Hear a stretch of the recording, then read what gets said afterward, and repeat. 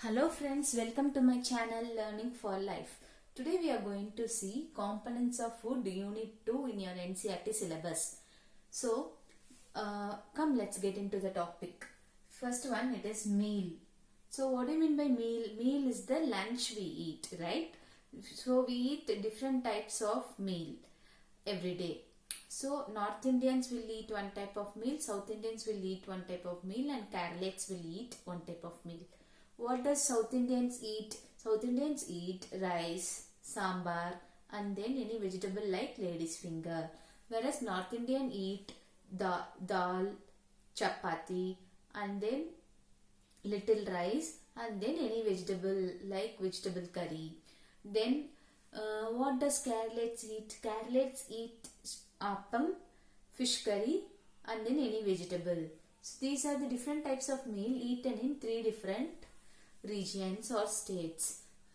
Okay, so likewise you can collect more than more meals in more number of states, and then you can tabulate it as given in the book. So next one we are going to see dish. So what is dish? Dish is nothing but it's a food. It's a food. It contains so many ingredients. For example, you take tomato rice. In order to make tomato rice, you need what and all you need. You need tomatoes, and then you need oil, you need spices. So with this you will fry it with the rice. You need the rice, fry it with the rice, and then tomato rice is ready. So what all the ingredients we saw? We saw 4 ingredients. So what is the ingredients? Ingredients means the things required. Okay, that is ingredients. Things required to prepare a food. That is ingredients. Next one is components. These ingredients contain some components in them. Components like porutkal we say.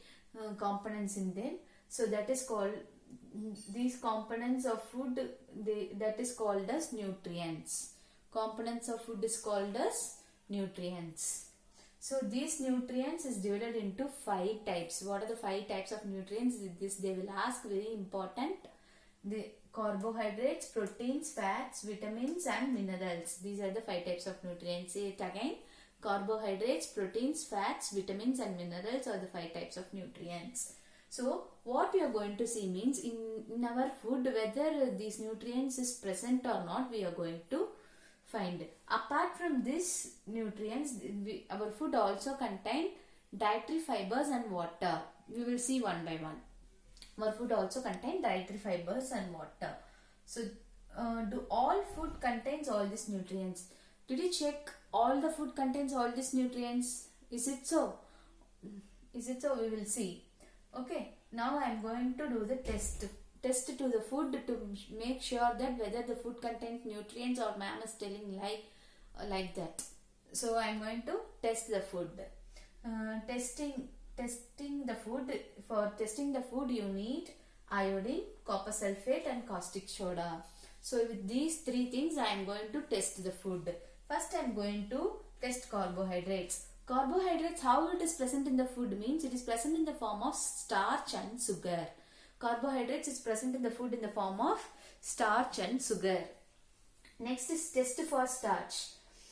How we are going to test the presence of starch in our food? Starch is nothing but we are going to find the test for carbohydrates, because carbohydrates is present in our food in the form of starch and sugar. So how to find the test for starch? You take a raw ingredient, any raw ingredient you take without cooking, that means without cooking, and you add a dilute iodine solution. You are going to add a dilute iodine solution and then stir it and mix it well. If the food turns blue-black, that is bluish-black, the food contains starch. If the food does not turn blue-black, then the food does not contain starch. So this is the test for starch. So this is the dilute iodine solution is the one used to test starch. You have to remember this. Next one, test for protein. Protein, how you will find the test for protein? You take a food item. Suppose it is a solid food, you have to powder it and mix it and put it in a test tube and mix it well. After mixing it well, you are going to add 2 drops of copper sulfate and 10 drops of caustic soda. So you are going to add 2 drops of copper sulfate and 10 drops of caustic soda. Do exactly.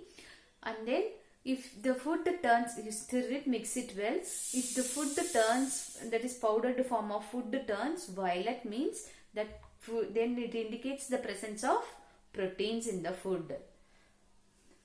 Then test for fats. It is very easy, right? To test for fats. Fats, how you will test for fat means you take a paper and then keep the food item. For example, take say bhaji. You take the food item and keep it in the middle of the paper and then press it well and then take the food item outside. If you see the paper, if it contains oily patches, then there is the presence of fat. Okay, suppose some food items will contains water in them. So those food items, if you take and put in the paper, the paper will become wet. Leave it for some time, it will become dry. Now if you see, means the dried paper will not have any oily patches, so the food does not contain fat. So this is the test for fat. Now we saw test for starch, protein and fat. Next one, what do various nutrients do for our body? Various nutrients, what they do for our body? Carbohydrate provide energy to our body. Carbohydrate will provide energy to our body. If you are very tired, I am so tired today, I want to eat my food, I am so hungry, you eat a bowl of rice. After eating, you feel like I want to work now. So where does it come from, that energy? That energy comes from carbohydrate. So carbohydrate gives you energy. And then fats will give much more energy than carbohydrates. If you keep competition between carbohydrates and fats, who is giving me more energy? Then it is fats that gives you more energy. If you study for some time and then go ask your mommy for a chocolate and then you eat it, your brain gets ignited, and then if you come and study, you will study more well and easily and fastly. So that's what, due to the presence of fats. So fats give much more energy than carbohydrates. So food, next one, presence of proteins in food is called bodybuilding food. Presence of proteins in food, what we call it as bodybuilding food. So vitamins also present in food that helps to fight against many diseases and helps to keep our body healthy. If there is no vitamin, lack of vitamin will result in diseases. So vitamins helps to fight against diseases and keep our body healthy. Some of the vitamins are vitamin A, vitamin C, vitamin D, vitamin E, vitamin K, and there is also vitamin B complex, well known one.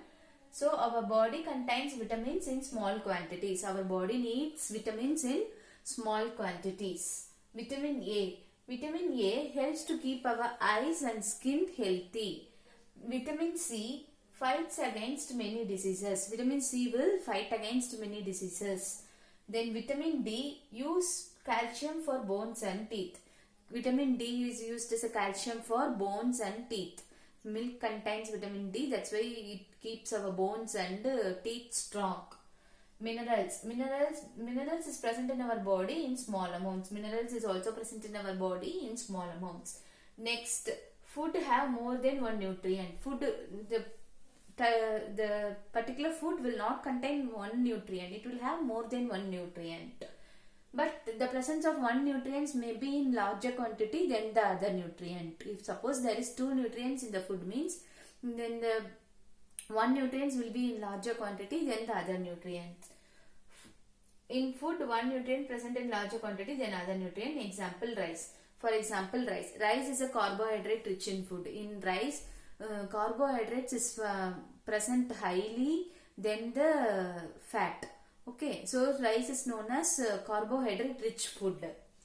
Dietary fiber and roughage. Dietary fibers is also known as roughage. This roughage is present in grains, pulses, potatoes, fresh fruits and vegetables. So in where and all it is present, roughage is present in grain, pulses, fresh fruits, potatoes and vegetables. So roughage will not provide any nutrient.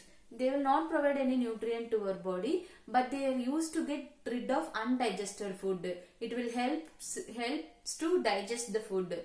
There won't be any undigested food in our body. Next, water. Water will absorb nutrients. Water will absorb nutrients from our body. It will excrete urine and sweat. Water, from where we get the water means what we get water from liquids like milk, tea, and water. So if you use more water while cooking food, it will result in loss of vitamin. That we will see in the part 2, unit 2. Thanks for watching, friends. If you like my video, please like, share and subscribe. Thank you.